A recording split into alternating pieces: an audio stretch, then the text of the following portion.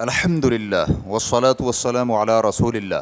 معمولی الکحل پر مشتمل دوا کو سر کی جلد پر لگانے کا حکم۔ سوال کیا گیا ہے، آپ نے میرے پہلے سوال کا جواب دیا کہ جس میں نے ایسی دوا کے بارے میں پوچھا تھا جو معمولی مقدار میں الکحل پر مشتمل ہے، لیکن مجھے مزید وضاحت چاہیے کہ آپ نے کہا اگر الکحل معمولی مقدار میں ہے اور معمولی مقدار سے نشہ نہیں آتا تو اس میں کوئی حرج نہیں ہے، لیکن جس دوا کے بارے میں نے پوچھا تھا وہ دوا پینے کے قابل نہیں ہے بلکہ اسے سر کی جلد پر لگایا جاتا ہے اور اس میں الکحل کی مقدار کتنی ہے تو مجھے اس کے بارے میں علم نہیں ہے، تاہم اس کی بو بہت زیادہ ہے، تو اس بارے میں آپ کیا کہتے ہیں؟ الجواب بعون اللہ سبحانہ و تعالی، اگر الکحل پر مشتمل دوا کو سر پر لگانے کے لیے استعمال کیا جائے اسے نوش نہیں کیا جائے گا اور انسان کو اس دوا کی ضرورت بھی ہو تو پھر اس کے استعمال میں کوئی حرج نہیں ہے، چاہے اس میں الکحل کتنی ہی زیادہ مقدار میں کیوں نہ ہو یا اس کی بو کتنی ہی زیادہ ہو۔ لیکن اگر یہ ثابت ہو جائے کہ دوا میں استعمال شدہ الکحل نشہ آور ہے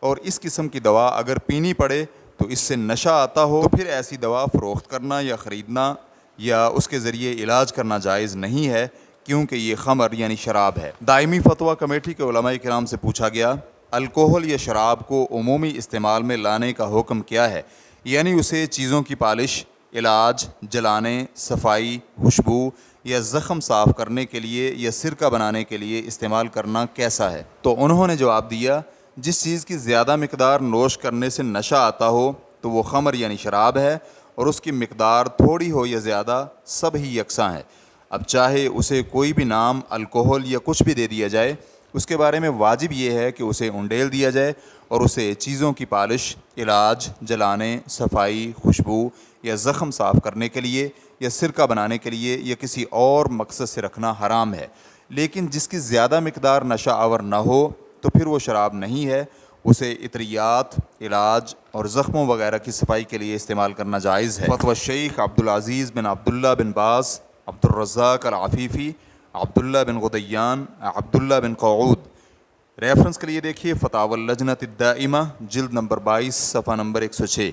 اسی طرح ان سے یہ بھی پوچھا گیا، مارکیٹ میں کچھ ادویات یا ٹافیاں وغیرہ فروخت ہو رہی ہیں جن میں بہت ہی معمولی سی مقدار میں الکحل پائی جاتی ہے، تو کیا انہیں کھانا جائز ہے؟ واضح رہے کہ اگر انسان ان ٹافیوں کو پیٹ بھر کر بھی کھا لے تو تب بھی کسی بھی صورت میں نشے کی حالت میں نہیں جاتا، تو ان کا جواب تھا، ٹافیوں اور ادویات وغیرہ میں اتنی معمولی مقدار میں الکحل کا استعمال کہ اس کی زیادہ مقدار تناول کرنے سے بھی نشہ نہ آئے تو اسے کھانا اور فروخت کرنا جائز ہے، کیونکہ ذائقے، رنگت اور بو میں الکحل کا کوئی اثر نہیں ہے، کیونکہ اس میں شامل شدہ الکحل کی ماہیت بدل گئی ہے اور اب یہ پاک اور مباح ہے۔ لیکن مسلمان کے لیے یہ جائز نہیں کہ وہ اس طرح کی چیزیں تیار کرے اور نہ ہی مسلمانوں کے کھانے میں اسے شامل کرے، نہ ہی ایسی چیز کی تیاری میں مدد کرے۔ ریفرنس کے لیے دیکھیے فتاوی اللجنۃ الدائمہ جلد نمبر 22 صفحہ نمبر 297۔ واللہ تعالی اعلم۔ اسلام کیو اے ریکارڈنگز، مؤسسۃ الشیخ محمد صالح المنجد، المملکۃ العربیۃ السعودیہ، فتویٰ نمبر 105101۔ والسلام علیکم ورحمۃ اللہ وبرکاتہ۔